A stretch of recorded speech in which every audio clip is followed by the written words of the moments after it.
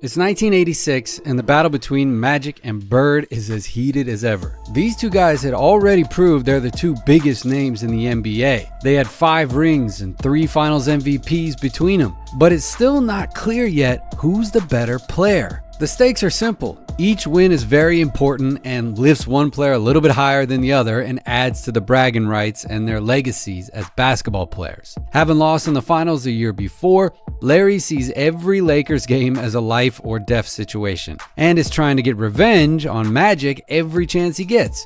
No matter if it's playoffs, regular season, preseason, even a pickup game. On the evening of February 16th, 1986 at the famous Forum Center, a game took place between two heated rivals who also competed for the championship in the finals the past 2 years.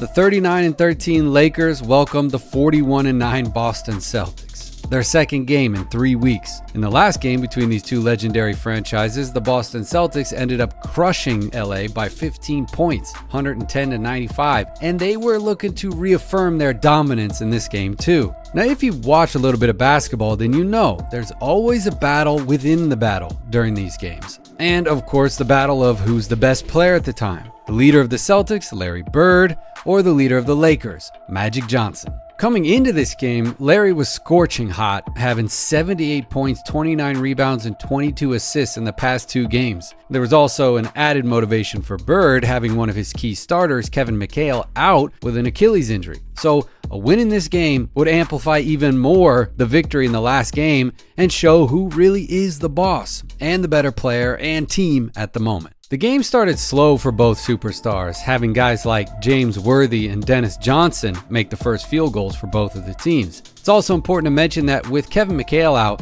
the Celtics altered their play style into more of a fast transition and outside shooting basketball rather than the low post isolation kind of game they used to run for Kevin. But it wouldn't be too long for the main characters to get involved. Having scored 21 points in the last game they played, the Lakers' scouting plan for sure was to double Larry at the post. And they did the first time he caught the ball. He ended up passing to the open teammate, but the very next possession, without any hesitation, he swished a high-arcing mid-range jumper, showing exactly why they need to double him as soon as he catches the ball. But of course, Bird wasn't done. The next possession, he would hit another jumper in early offense from the short corner too. Bird was a really high IQ player. He saw that they were doubling him, so he was looking to get his shot off even before the defense had the chance to double him and make his teammates make plays instead of him. But of course, Larry knew this, so straight away, next possession after that, he takes the same exact shot he did before. It ends up being short, and yeah, maybe he could have got a better look, but it was still high IQ Larry on full display. There's also another interesting indicator which shows the magnitude of pressure that Larry puts on the offensive end and the respect he gets from the other coach and their defensive strategy. The Lakers get called for an illegal defense just 2 minutes into the game.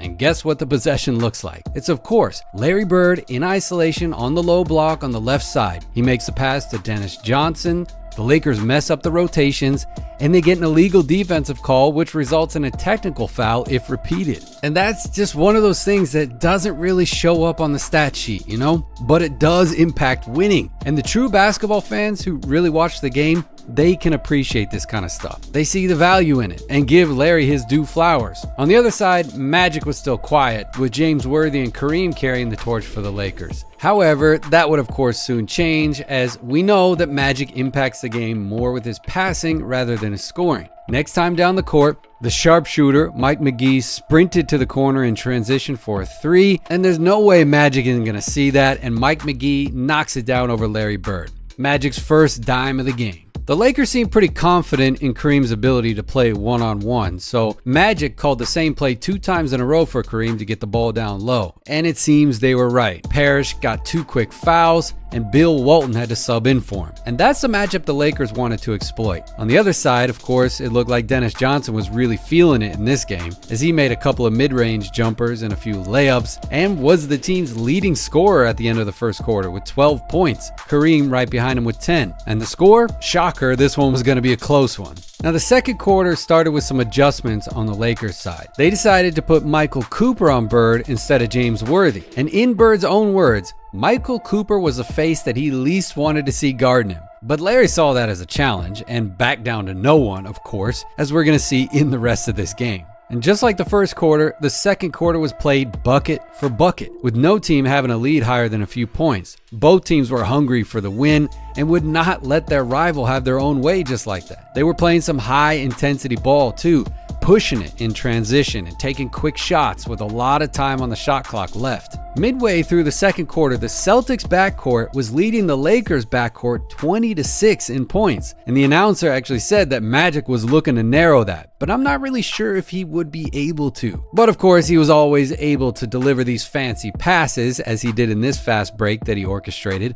Man, show me a more beautiful passer than Magic Johnson. Anyway, the proof of the heated atmosphere was evident when pushing led to shoving, and Byron Scott's given a tech for throwing his hands on Jerry Sichting, which in today's game would lead to Byron being unable to play and would have been suspended for at least 1 game or 2 games, but here he just gets off with a tech. Now we're at 3 minutes left in the second quarter. Magic has 6 assists and he finally attacks the basket, which he had not done much of. He got fouled, earning himself a trip to the free throw line. He made both free throws, which brought his total to only 3 points so far, all without making a shot from the field, having scored only just off free throws. This indicated that maybe it wasn't Magic's day today. And we also have to mention Bill Walton, who unfortunately passed away recently. May he rest in peace. We all know that he was a great basketball player with a whole load of talent. But one thing not well known about him is that pick and roll with him and Larry. And I gotta tell you, that play was absolutely lethal. Here, the Celtics ran some form of a zipper screen in which Larry saw that his man was trying to cheat the screen. Basketball IQ once again on display. So what did he do? He backed out to the three-point line, got a screen from Walton. The Lakers didn't communicate the switch well, so he made a bounce pass to his teammate Bill, who scored an amazing skyhook over none other than the inventor of the skyhook, Kareem Abdul-Jabbar. Now that right there, that is a beautiful piece of basketball history that should never be forgotten. We should always appreciate Bill Walton for the player he was, the 2 championships that he won in the NBA, the 2 that he won in college, and all of the basketball legacy that he left behind. The first half ends on a buzzer beater by none other than the Celtics star Larry Bird. He tipped the ball and cleaned up his teammate's miss to reinstate the Celtics lead at the half, establishing his dominance and saying that he came to the Forum to beat the Lakers again, just like last time. Now in the second half, the Lakers made some adjustments on Bird defensively again. They put James Worthy back on him instead of Michael Cooper, hoping to slow Larry down a little bit. But if slowing Larry Bird down was that easy, he would not have averaged 22 points against Magic in the regular season for his whole career. So of course, Larry immediately asserts his dominance in the second half, dominating in the paint on both ends, grabbing the offensive rebound, and making 2 out of 2 free throws. Having 16 points and 12 rebounds already with 5 minutes left to play in the third quarter. All of the Lakers guards, by the way, had only shot the ball a whopping 9 times up to this point in the game, and Byron Scott having the most attempts. Seems like Irving's Magic did not work its best this night, and Kareem was the one that was keeping the Lakers afloat. It was about time for the Lakers to make a little run though, and they did, led by James Worthy, who was putting on a show, dunking, cashing jumpers, and making ridiculous layups, putting the team on his back, honestly, covering up for Magic having an off game. That's the deal with the deep teams. They have different players that could go off all of a sudden on any given night, making the other coaches miserable and having them feel as if they do not know what actually just hit them, leaving them to ask themselves, I stopped Magic, how the hell did I lose this game? Except in this case, they're playing against the Celtics, and the next possession, you know who gets the ball. Larry catches the ball on the low post, aware that he's going to get doubled, waits patiently, finds the open Bill Walton underneath the basket for an and one. Points, assists, boards, whatever the Celtics need, that is what Larry's going to get you. You just simply can't guard somebody that good with one guy. And in this case, even having 2 guys on him for the Lakers did not help at all. Larry's just too good. The score was 86-80 at the end of the third period. However, to win the game, you got to show up in the fourth quarter too. So there is still time for the Lakers. Now Robert Parrish checks into the game after not playing the whole third quarter because of the fouls he picked up at the beginning, which means Larry was beating the Lakers without McHale and without Parrish. This dude was something else. Parrish's presence, of course, would immediately be felt as he scored on the first and the second Celtics offensive possessions of the quarter and assisted on the very next possession from the low post to a cutting Rick Carlisle, begging the question, What would the result have been had he not gotten into foul trouble in the first quarter? And on the other end, there was one Lakers player that was filling up the stat sheet, and that was James Worthy. He hits 2 free throws with 9 minutes left at the fourth quarter for 29 points, and eventually would end up leading all scorers for the game, having scored 35. Immediately after that play, though, you know the ball is going to go to Larry, just so he can make a statement. And he did, shooting a fadeaway jump shot over his right shoulder and scoring from the right block over AC Green. Now you might be wondering what happened to Magic in this game, and I don't know, he was just off. He only finished the game with 6 points on 0 of 4 shooting from the field.